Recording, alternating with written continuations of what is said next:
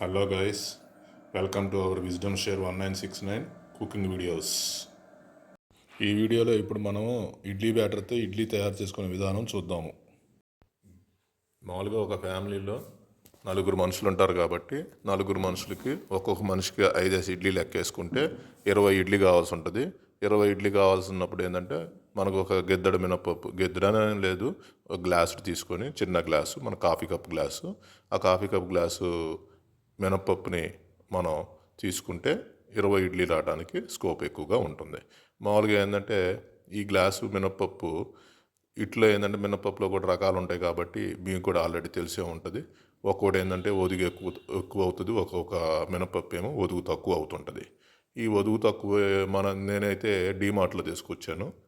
ఈ మినపప్పు జనరల్ మినపప్పు అనమాట. ఇది ఎక్కువ ఒదుగు ఎక్కువ అవ్వదు, మరి అంత ఒదుగు తక్కువ కూడా అవ్వదు. మామూలుగా ఏంటంటే ఈ మినపప్పుకి అయితే మనకి 3 గిద్దలు రవ్వ పోసుకుంటాము.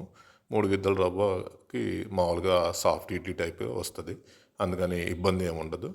మనకి ఈ గిద్దడి మినపప్పుతో మనం 20 ఇడ్లీ తయారు చేసుకోవచ్చు. ఇప్పుడు మనం గిద్దె తీసుకొని ఆ గ్లాసులో మినపప్పు నిండుగా తీసుకున్నాము. నిండుగా తీసుకొని దాన్ని శుభ్రంగా ఒక బౌల్లో పోసుకొని శుభ్రంగా వాటిని 2-3 సార్లు మనం కడిగేసి దాదాపు 5 to 6 అవర్స్ నానబెట్టాలన్నమాట. నానబెడితే ఏంటంటే అప్పుడు శుభ్రంగా మనకి ఈ శుభ్రంగా కడిగినట్టుగా బాగా పిండి బాగా ఏంటంటే రుబ్బటానికి మెత్తగా మెదుగుతుంది అనమాట. ఇప్పుడు దాన్ని బట్టి మనం 5-6 అవర్స్ తర్వాత మిక్సీ వేసుకోవటమో లేకపోతే గ్రైండర్లో వేసుకోవటమో చేయొచ్చు.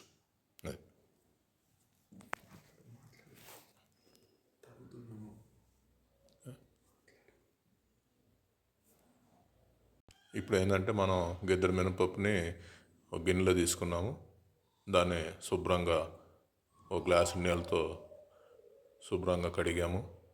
ఒకసారి కడిగిన తర్వాత అంటే శుభ్రంగా మనం ఏంటంటే బాగా రుద్దితే మనకి ఆ రుద్దేటప్పుడే కొంచెం మనకు అర్థమవుతుంటుంది ఏంటంటే ఇవి ఎక్కువ జిగురు వచ్చాయా తక్కువ జిగురు వచ్చాయా అనేది మనకు అప్పుడే అర్థమవుతుంటుంది. ఇప్పుడు మనం శుభ్రంగా ఏంటంటే నీట్గా పప్పుని ఒకసారి కడుక్కున్నాము. మళ్ళీ ఏంటంటే ఇంకొకసారి మామూలుగా నీళ్ళు పోసుకొని మనం ఇంకోసారి కూడా కడుక్కోవాలన్నమాట. ఎందుకనంటే పైన డస్ట్ ఎక్కువగా ఉంటుంది కాబట్టి ఆ డస్ట్ కూడా పూర్తిగా పోవాలి కాబట్టి మనం 1-2 సార్లు శుభ్రంగా మినపప్పుని కడుక్కోవాలన్నమాట. ఇప్పుడు ఈ రెండోసారి మనం కడుగుతున్నాం కదా, ఈ కడిగిన నీళ్ళను కూడా మనం వేస్ట్ చేయకూడదు. వేస్ట్ చేయాలని అంటే పారబోసుకోవచ్చు. కాకపోతే ఏంటంటే మనం ఇంత మామూలుగా పల్లెటూర్లలో ఏంటంటే ఈ మినపప్పును కూడా కుడితి కింద, అంటే కడిగినటువంటి నీళ్ళని కుడితి అని అంటే మరి మన పాడు ఉంటుంది కదా, ఆవులు అయితేనే గేదెలు అయితేనే వీటికి కుడితి కింద కూడా ఏంటంటే పోసి వాటికి బలం కాబట్టి వాళ్ళకి తాపుతారు అనమాట. ఈ విధంగా మనం చేసుకున్నాం. మనం టౌన్లలో ఉంటున్నాం కాబట్టి జనరల్గా ఈ నీళ్ళని పారబోస్తాం అనమాట. ఇప్పుడు ఇందాక మనం ఇడ్లీ పిండి తయారు చేయడానికి మినపప్పు నానబెట్టుకున్నాము. నెక్స్ట్ ఐటమ్ వచ్చేటప్పటికల్లా రవ్వని ఆల్రెడీ మనం అనుకున్న విధంగానే 20 ఇడ్లీ కావాలి అని అంటే సుమారు మనం ఇందాక గిద్దెడు మినపప్పుని నానబోసుకున్నాము. ఆ గిద్దెడు మినపప్పుకి తగ్గట్టుగా మనం ఇది డీమార్ట్ కాబట్టి డీమార్ట్ నుంచి వచ్చిన మినపప్పు కొంచెం జనరల్గా ఒదుగవుతుంది, దానికి 3 గిద్దెల రవ్వ అయితే సరిపోతుంది. అలాగనే గిద్దెకి ఏంటంటే 4 గిద్దెలు పిండి అవుతుంది అని అంటే కొంచెం మంచి బ్రాండెడ్ తీసుకుంటే మనకి ఒక గిద్దెడు మినపప్పుకి 4-5 గిద్దెలు పిండి అవుతుంది అన్నమాట. ఇప్పుడు మనది డీమార్ట్ కాబట్టి ఒదుగు జనరల్గా ఉంటుంది, దానికోసం అనేసి మనం 3 గిద్దెలు రవ్వ పోస్తే సరిపోతుంది. ఒక గిద్దెడు మినపప్పుది 3 గిద్దెలు రవ్వ పిండి సరిపోతుంది అన్నమాట. అందుకోసం అనేసి ఇప్పుడు మనం ఈ ఒదుగు అన్న దానికి మనకి ఆల్రెడీ కొంతమందికి తెలియకపోవచ్చు. ఒక గిద్దెడు మినపప్పుకి 4 గిద్దెలు అయింది అనుకోండి, జనరల్గా 4 గిద్దెలు పిండి అయితే అది జనరల్ అనుకుందాం. సపోజ్ ఒక గిద్దెడు పిండికి 5 గిద్దెలు అయిందంటే అది ఎక్కువ అనమాట. ఇప్పుడు మనం ఏం చేస్తున్నాము, ఇప్పుడు రవ్వని ఒక్కొక్క గ్లాసు ఇందాక ఏదైతే గ్లాస్తో మనం కొలత వేసామో మినపప్పుని దాన్ని తీసుకొని ఇప్పుడు పక్కనే ఉన్నటువంటి ఒక తెల్ల డబ్బాలో పోస్తున్నాం అనమాట. ఒక గిద్దెడు పోసాము. గిద్దెడు తర్వాత రెండో గిద్దె కూడా తీసుకొని రెండో గిద్దె కూడా ఫుల్గా ఏదైతే ఉందో ఆ విధంగా మనం 3 గిద్దెలు మూడో గిద్దె కూడా రవ్వ ఇలా తెల్ల దాంట్లో తీసుకొని ఇలా 3 గిద్దెలు పోసుకున్న తర్వాత దీంట్లో ఏంటంటే మనం శుభ్రంగా కడగాలన్నమాట. కడగటానికి ఏం చేస్తున్నాము, దానికి తగ్గట్టుగా వాటర్ పోసుకొని శుభ్రంగా రవ్వని 1-2 సార్లు పిసికితే ఏంటంటే కింద పైన అంతా కూడా మొత్తము రవ్వ అంతా కూడా శుభ్రంగా ఏంటంటే క్లీన్ అవడానికి స్కోప్ ఎక్కువగా ఉంటుంది. ఆ విధంగా మనం కొంచెం పిసికిన తర్వాత రవ్వ ఏమాత్రము పోకుండా మనం ఇందాక ఎలా అయితే మినపప్పుని ఉంచుకున్నామో అదే గిన్నెలో కానీ డైరెక్ట్గా సింక్లో కానీ ఎలా అయినా ఉంచుకోవచ్చు. కాకపోతే ఏంటంటే మనం ఈ నీటిని కూడా వేస్ట్ చేయకుండా మనకి చెట్లకు కానీ వాటికి కానీ పోసుకోవడానికి స్కోప్ ఉంటుంది కాబట్టి ఇది మనం చెట్లకు పోసుకున్నాం అనుకో, చెట్లకు కూడా ఏంటంటే బలం చేకూరుతుంది అనమాట. అందుకోసం అనేసి మనం నీటిని కూడా వేస్ట్ చేయకుండా ఏంటంటే మామూలుగా మనం టౌన్లలో ఉంటున్నాం కాబట్టి టౌన్లలో అలా చెట్లు అట్లా ఇట్లు పోసుకోవచ్చు. అదే పల్లెటూరులో అనుకోండి, పల్లెటూరులో కామన్గా ఈ వాటర్ని తీసుకెళ్ళి మామూలుగా కుడితి కింద పాడిలకి అంటే గేదెలైతేనే ఆవులకి అయితేనేమి తాపుతారనమాట. ఇప్పుడు అందుకని మనం వేస్ట్ చేయకుండా ఏంటంటే మనం కూడా ఇక్కడ ఇంకొక గిన్నెలోకి తగ్గట్టుగా ఉంచుకుంటున్నాం. ఎటువంటి రవ్వ పోకుండా 1-2 సార్లు కడుక్కొని శుభ్రంగా ఏంటంటే మనం ఎంత కడిగితే అంత మంచిది. కాకపోతే ఏంటంటే 2 సార్లు కడుక్కుంటే సరిపోతుంది. 2 సార్ల కన్నా మరీ ఎక్కువ కడిగితే ఏంటంటే రవ్వ కూడా పోయే స్కోప్ ఎక్కువ ఉంటుంది. దీన్ని కూడా మనం శుభ్రంగా ఏంటంటే దానికి నిండా అంటే రవ్వ మూనగి పైన కూడా దాదాపు ఒక గ్లాసు 2 గిద్దలు అంటే మనం ఇందాక చెప్పిన విధంగా ఏంటంటే ఇప్పుడు అన్ని కడుక్కున్నాము, పెట్టాము, చెందాము కాబట్టి వీటిని 5-6 గంటల సేపు నానబెట్టాలి. కాబట్టి ఈ రెండింటి మీద మామూలుగా ఏంటంటే ప్లేట్లు బౌలిచ్చుకొని పెట్టుకుని 5-6 గంటల దాకా వెయిట్ చేయాలి. అందుకోసం అనేసి 2 ప్లేట్లు కూడా మనం బౌలిచ్చి పెట్టి ఉంచటమే. ఇప్పుడు మనం 5 గంటల సేపు అయింది, దాదాపు 6 గంటలు అవుతున్నట్టుంది. ఈ మినపగుండ్లు ఉన్నాయి కదా, అవి ఒకసారి కలిగి తిప్పితే మనకి ఆనింది కనబడుతుంటుంది, అర్థమవుతుంటుంది. మినపప్పు ఉబ్బినట్టుగా కనబడుతున్నాయి కదా. ఇప్పుడు ఈ మినపప్పుని మనం మినపగుండ్లని 1-2 సార్లు చేత్తో శుభ్రంగా పైకి కిందకి ఒకసారి పిసికి వాటిని ఆ నీళ్ళన్నింటినీ సపరేట్గా వేరే బౌల్లోకి అంటే మామూలుగా సింక్లోకైనా ఉంచుకోవచ్చు, డైరెక్ట్గా బౌల్లోకైనా ఉంచుకోవచ్చు.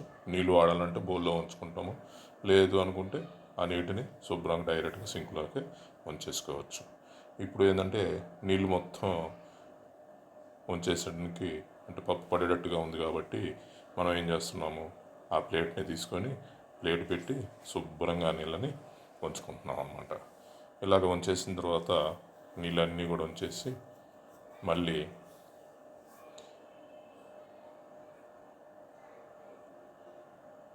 శుభ్రంగా ఇప్పుడు ఉంచేసుకున్నాము. దాంట్లో ఎటువంటి నీళ్ళు, పాత నీళ్ళు లేవు.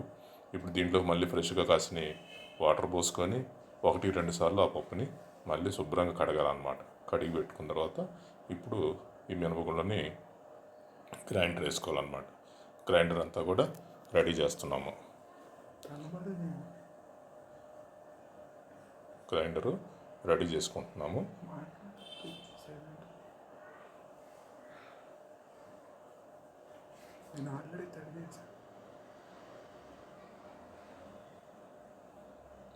ఇప్పుడు గ్రైండర్లోకి పప్పుని మనం కొంచెం చేత్తో వేసుకుంటుంటే ఫ్రీగా రన్ అవుతూ ఉంటుంది.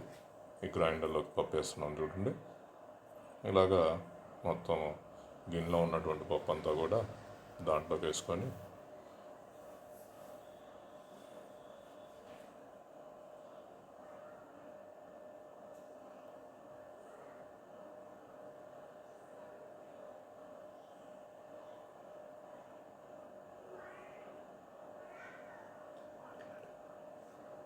పప్పు అంతా కూడా వేస్తున్నాం అన్నమాట. పప్పు అంతా కూడా వేయటం అయిపోయింది ఆల్మోస్ట్. గిన్నెలో ఇంకా పప్పు ఏం లేవు, అంటే మనం గిద్దెడు నానబెట్టాం కదా, గిద్దెడు అదే ఆ గ్లాసుడు పప్పుకి ఆ గ్లాసుడు పప్పు మొత్తం కూడా పోయడం జరిగింది. ఇప్పుడు ఏంటంటే దాంట్లో ఇంకా అంటే నీళ్ళను ఉంచొద్దు, నీళ్ళు ఉంచకుండా ఆ నీళ్ళని ఆ పారబోసేద్దాము. ఫ్రెష్గా మళ్ళీ మంచి నీళ్ళు తీసుకొని దాంట్లో పిండి ఏంటంటే గట్టిగా పట్టుకోకుండా ఉండేటట్టుగా కాసిని పిండి ఏంటంటే గట్టిగా పట్టుకుంటున్నట్టుగా అనిపించగానే ఇప్పుడు ఆ తడితో ఏంటంటే బాగానే రన్ అవుతుంది. పట్టుకోకుండా ఉండడానికి మనం కాసిన వాటర్ యాడ్ చేయాలన్నమాట. మరీ ఎక్కువ యాడ్ చేయకూడదు.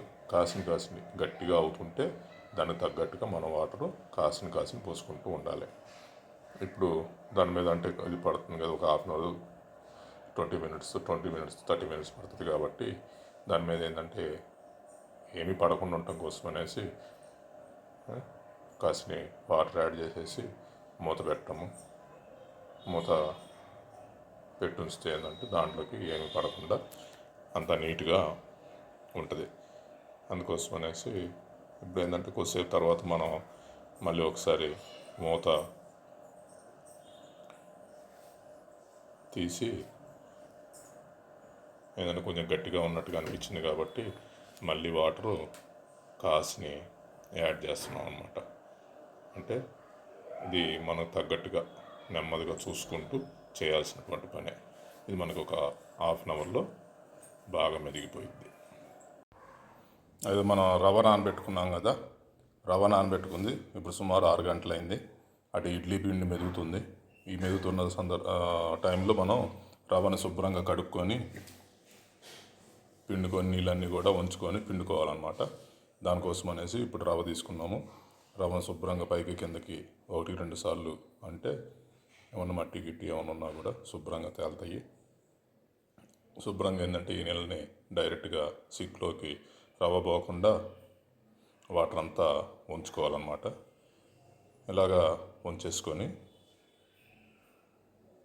మళ్ళీ ఫ్రెష్గా మళ్ళీ నిండా పట్టుకొని మళ్ళీ ఇంకొకసారి అంటే నానినటువంటి నీళ్ళు మొత్తం కూడా శుభ్రంగా ఉంచేసుకొని 1-2-3 సార్లు బాగా పైకి కిందకి రవ్వ అంతా కూడా కలిదిప్పేసి మళ్ళీ శుభ్రంగా ఉంచేసుకోవాలన్నమాట. ఉంచేసుకొని ఫ్రెష్గా నీళ్ళు పట్టేసుకొని అలాగా ఒక 4-5 నిమిషాల సేపు అలా ఉంచేస్తే ఏంటంటే కొద్దిసేపటికి రవ్వ అంతా కూడా అడుక్కెళ్ళిపోయి ఓన్లీ నీళ్ళే పైకి తేలుతాయి అన్నమాట. ఇప్పుడు నీళ్ళు తేలినాయి కదా, తేలిన తర్వాత నీళ్ళన్నిటినీ కూడా నెమ్మదిగా సింక్లోకి ఉంచేసుకోవాలన్నమాట. రవ్వ పోకుండా నెమ్మదిగా వాటర్ మొత్తం కూడా ఉంచుకోవాలి. ఈ విధంగా మొత్తం నీళ్ళన్నీ ఉంచేసుకొని నీళ్ళు అంటే మనకు అర్థమవుతుంది కదా, తెల్లగా లేకుండా మరీ తెల్లగా లేకుండా ఓన్లీ నీళ్ళలాగా ఇలాగ మొత్తము నీళ్ళన్నీ కూడా మ్యాక్సిమం ఎంత ఉంచుకోగలుగుతామో అంత నీళ్ళు ఉంచేసుకొని తర్వాత మనం రవ్వని మ్యాక్సిమం ఉంచగలిగిన నీళ్ళన్నీ ఉంచేసామన్నమాట. ఈ ఉంచేసిన తర్వాత రవ్వ పోతున్నట్టుగా అనిపిస్తే ఇంకా అంతటితో ఆపేసేసి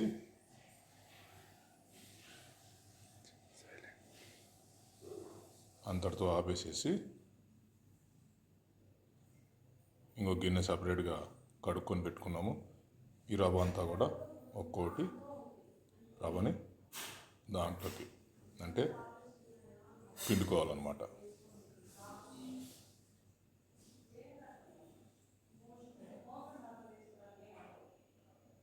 ఈ విధంగా రవ్వ మొత్తం కూడా పిండుకోవాలి. నీళ్ళు లేకుండా ఎంత గట్టిగా పిండగలిగితే అంత గట్టిగా పిండుకోవాలన్నమాట.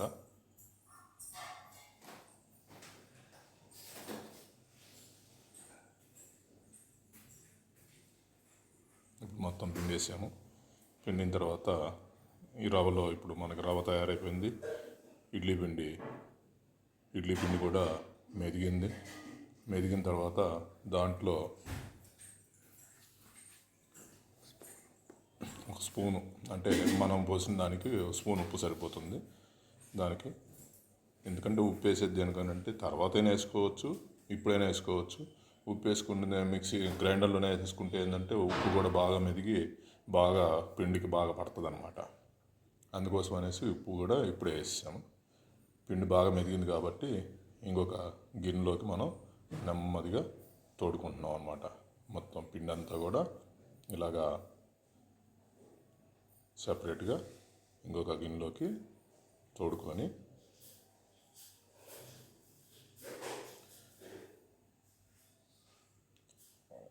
ఇలాగ మొత్తం తోడు పెట్టుకున్నాము. దాంట్లో నుంచి గ్రైండర్లో తోడుకున్న తర్వాత దీంట్లోకి ఏంటంటే ఇప్పుడు మనం ఏం చేయాలి, మనం పిసికినటువంటి అంటే పెట్టుకున్నటువంటి రవ్వ ఉంది కదా, ఆ రవ్వని దీంట్లో నెమ్మదిగా, అంటే మరి చిందకుండా ఉన్నట్టుగా మామూలుగా నెమ్మదిగా వేసుకొని ఆ మొత్తం రవ్వ అంతా కూడా ఈ బౌల్లో వేసుకొని మొత్తం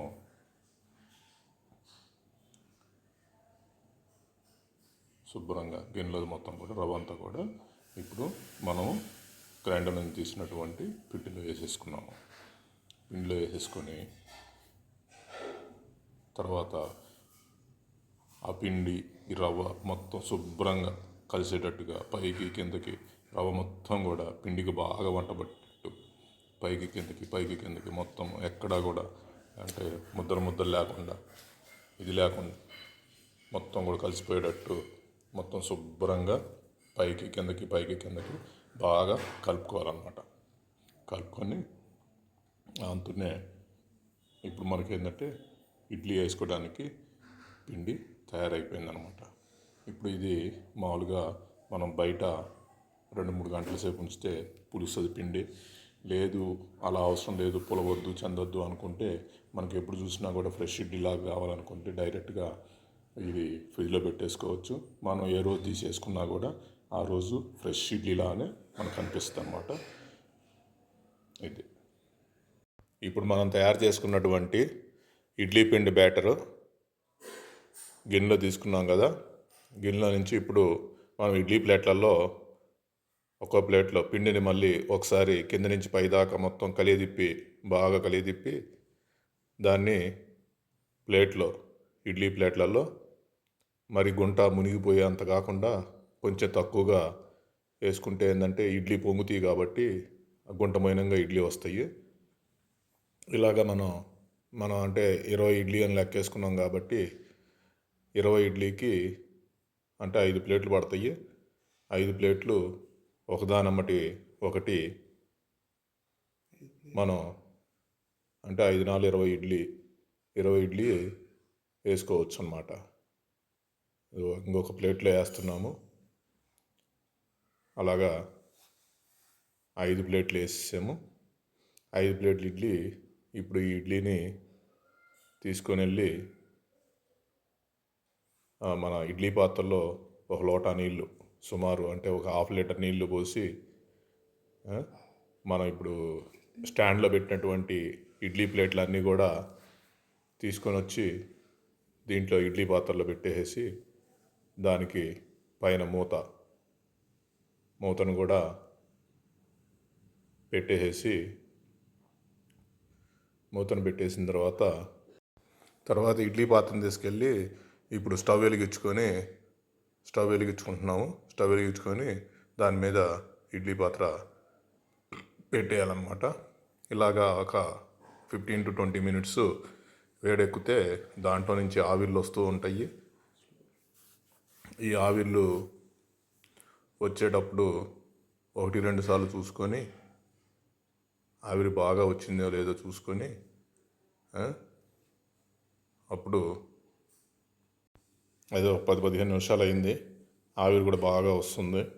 ఆవిరి వచ్చింది కాబట్టి ప్లేట్ తీసి ఇడ్లీని ఒకసారి చెక్ చేస్తున్నాము. వేలుతో ఒకసారి అలాగ టచ్ చేసి ఇడ్లీని టచ్ చేస్తే మామూలుగా కరుచుకోవట్లేదా అనేది అర్థమవుతుంది. కరుచుకోకున్నంత వరకు ఇడ్లీని అలానే వేడి చేయాలి. కొంచెం కరుచుకున్నట్టుగా ఉంది కాబట్టి ఇంకో 2 నిమిషాలు ఆనుతున్న పొయ్యి మీద ఉంచాము. ఇప్పుడు మళ్ళీ తీసి మళ్ళీ ఒకసారి చెక్ చేస్తే ఇప్పుడు ఎటువంటి పిండి కరుచుకోవట్లేదు వీళ్ళకి. అందుకని ఇడ్లీ ఉడికినాయి అనేసి ఇడ్లీ మీద మూత పెట్టేసి ఒక 10 నిమిషాలు ఆఫ్ చేసాము.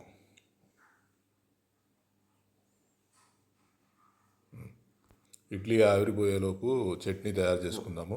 శనగపప్పు, మనకు కావాల్సినట్టు కొబ్బరి చట్నీ కావాల్సిన శనగపప్పు, ఉప్పు, కొబ్బరి, తర్వాత చింతపండు, పచ్చిమిర్చి, ఇలాగ ఈ 5 ఐటమ్స్ని మనం పచ్చిమిర్చిని శుభ్రంగా కడుక్కొని దాని తొడియాలన్నీ కూడా తీసి ముక్కలు ముక్కలుగా చేసుకొని మిక్సీలో ముక్కలు ముక్కలుగా చేసుకొని, అంటే ఎంత చిన్న ముక్కలుగా చేస్తే మిక్సీలో మనకు అంత బాగా మెరిగిద్ది కాబట్టి మనం ముక్కలుగా చేసుకున్నాము. ఈ ముక్కలను తీసుకెళ్ళి మిక్సీలో వేసుకుంటున్నాం అన్నమాట. మిక్సీలో వేసుకుంటే దాని తర్వాత ఎందుకు ఫస్ట్ పచ్చిమిర్చి ఎందుకు వేసుకుంటున్నాం అంటే కింద బ్లేడ్లో అతుక్కోకుండా ఉంటుంది. శనగపప్పు అలాంటివి పోస్తే ఏంటంటే కింద బ్లేడ్ కింద ఏంటంటే శనగపప్పు అతుక్కోవడానికి స్కోప్ ఎక్కువ ఉంటుంది కాబట్టి మనం పచ్చిమిర్చిని ముక్కలుగా చేసుకొని ముందు పచ్చిమిర్చి వేసి తర్వాత శనగపప్పు. మామూలుగా మనకి 5 మనుషులకి 4 మనుషులకి అనుకున్న 20 ఇడ్లీకి ఏంటంటే ఒక గ్లాసున్నర చట్నీ సరిపోతుంది. ఈ గ్లాసున్నర పప్పు మిక్సీ గిన్నెలో పోసుకున్నాము. మిక్సీ గిన్నెలో పోసుకున్న తర్వాత దాంట్లోకి మిగతాయి ఏవైతే ఉన్నాయో చింతపండు కూడా శుభ్రంగా కడిగి కొంచెం చింతపండు దాంట్లో మిక్సీ గిన్నెలో వేసుకున్నాము. ఆ తర్వాత కొబ్బరి కూడా ఏంటంటే మన తగ్గట్టుగా బాగా కొబ్బరి ఎక్కువ కావాలనుకుంటే ఎక్కువ వేసుకోవచ్చు, తక్కువ కావాలంటే తక్కువ వేసుకోవచ్చు. మా ఇంట్లో ఏంటంటే కొబ్బరి ఆల్రెడీ తురుము పట్టినటువంటి కొబ్బరి వేసేసాను అనమాట. కొబ్బరి ఏంటంటే బాగా మెదగటానికి ఎక్కువ స్కోప్ ఉంటుంది తురుము పట్టిన కొబ్బరి అయితే కనుక. ఇప్పుడు మనం కొబ్బరి, శనగపప్పు, దీంట్లో మనం చింతపండు ఇవన్నీ కూడా వేసుకున్నాము. పచ్చిమిర్చి ఇవన్నీ. ఇప్పుడు దీన్ని ఉప్పు ఎంత అంటే తగినంత అంటే ఒక 1/2 స్పూను, ఎందుకంటే పులుపు కారము దీన్ని బట్టి మనం వేసుకుంటాం అన్నమాట. కారం మిర్చి కనుక బాగా ఘాటుగా ఉంటే కొంచెం ఉప్పు ఎక్కువ వేయాల్సి ఉంటుంది. మామూలుగా అయితే కొంచెం తక్కువ వేసుకోవచ్చు.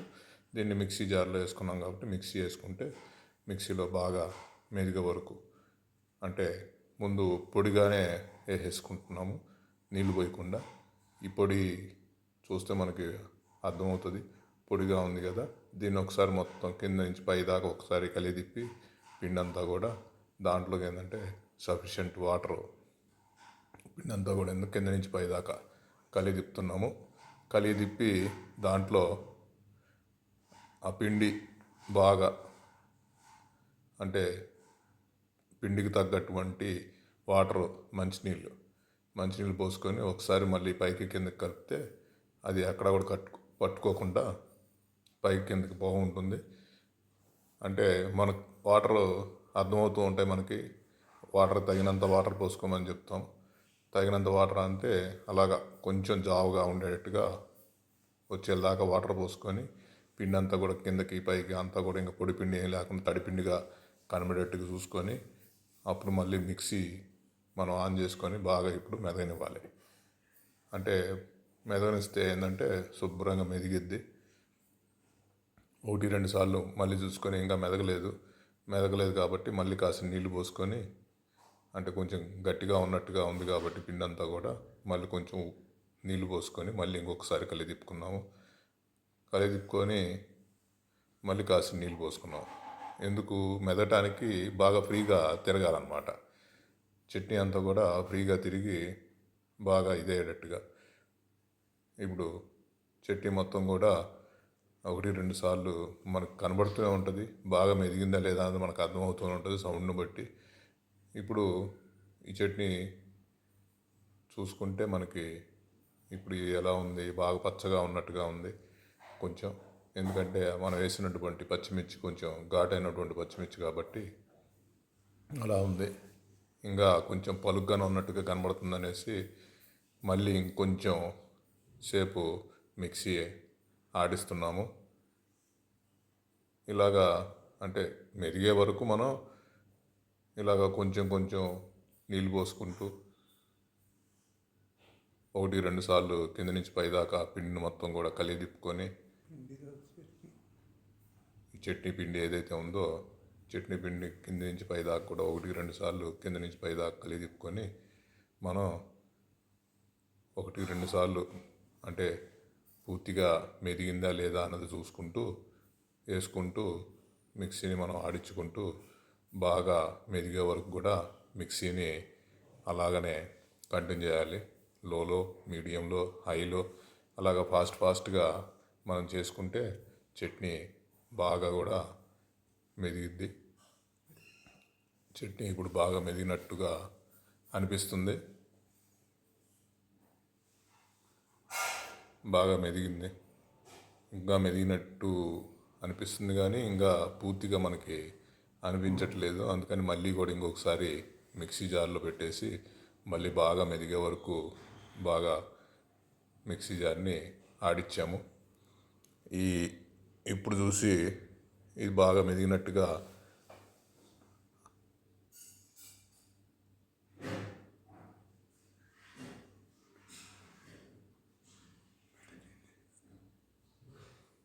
ఇప్పుడు బాగా మెదిగింది. చట్నీ బాగా మెదిగింది. చట్నీని తీసుకొని వచ్చి తాలింపు వేయాలి కదా. తాలింపు కోసం మనం చిన్న కళాయి ఒకటి కడుక్కొని పెట్టుకున్నాము స్టవ్ వెలిగించుకొని. ఆ స్టవ్ మీద అది బాగా వేడెక్కితే దాంట్లో ఉన్నటువంటి వాటర్ కంటెంట్ అంతా కూడా క్లియర్ అయ్యి బాగా వేడిగా వస్తుంది. వేడిగా వచ్చే వరకు మనం వెయిట్ చేసి శుభ్రంగా 1-2 సార్లు చూసుకొని, అంటే వాటర్ ఉంటే ఏంటంటే మనకి ఇది వాటర్ ఉంటే మనం అది నూనె వేసినప్పుడు చిందుతుంది కాబట్టి వాటర్ పోయే వరకు మనం వెయిట్ చేయాలి. వెయిట్ చేసి ఇప్పుడు బాగా ఏంటంటే ఆ కళాయి బాగా వేడెక్కింది. వేడెక్కిన తర్వాత మనం నూనె అంటే పల్లి నూనె కానీ సన్ఫ్లవర్ ఆయిల్ కానీ ఏదైనా తాలింపు నూనె 1 స్పూన్ నూనె పెట్టుకొని దాంట్లో ఏంటంటే కొంచెం గరంగా నూనె వేడెక్కే వరకు వెయిట్ చేసి, వేడెక్కిన తర్వాత దాంట్లోకి 1 స్పూన్ కానీ 2 స్పూన్లు కానీ తాలింపు గింజలు అంటే పోపు గింజలు వేసేసి శుభ్రంగా దాన్ని బాగా కలిదిప్పి అంటే మాడిపోకుండా చూసుకుంటూ కలిదిప్పుకోవాలన్నమాట. ఉన్నటువంటి మొత్తం గింజలు మొత్తం కూడా ఎర్రగా వచ్చే వరకు వెయిట్ చేసి దాంట్లో మనం ఈ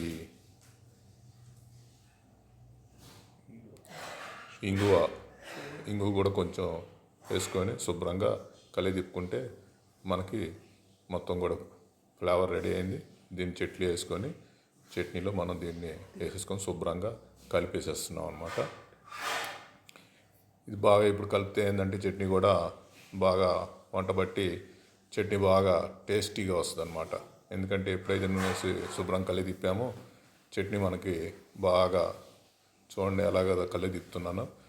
ఈ విధంగా కలిదిప్పుకుంటే ఏంటంటే ప్రతి దాంట్లో కూడా మనకి ఈ పోపు గింజలు కనబడుతాం వల్ల మనకు చట్నీ తగిలినప్పుడల్లా మన నోటికి మంచి టేస్ట్గా కనపడుతుంది. ఒకసారి మనం అంటే ఉప్పు, కారము ఇదంతా కూడా సరిగ్గా సరిపోయిందో లేదో అనేసి ఒకసారి టేస్ట్ చేసి చూడటానికి చేతిలో మనం కొంచెం వేసేసుకొని టేస్ట్ చేసుకుంటే అది టేస్ట్ కూడా బాగుంది. చట్నీ టేస్ట్కి ఇంకొకసారి టేస్ట్ చేస్తున్నాను. ఇంకేమన్నా వేసుకోవాలంటే వేసుకోవడానికి పాసిబిలిటీ ఉంటుంది కాబట్టి చట్నీ బాగా టేస్ట్గా వచ్చింది. ఇడ్లీ చట్నీ ప్లేట్లో సర్వ్ చేసుకొని చూడండి, తింటే చాలా రుచిగా ఉంది. మీకు కనుక మా వీడియో నచ్చినట్టయితే please like, share, subscribe and click bell icon.